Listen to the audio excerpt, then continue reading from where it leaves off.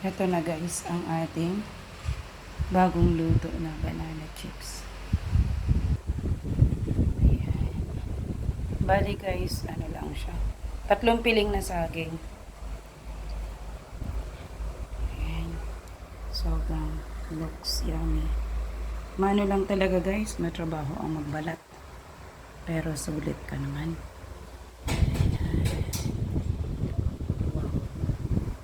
Super crystal. Super looks yummy. Ang ating banana chips. Dina-dry out lang natin. Tapos mag-packaging. Tikman syempre natin.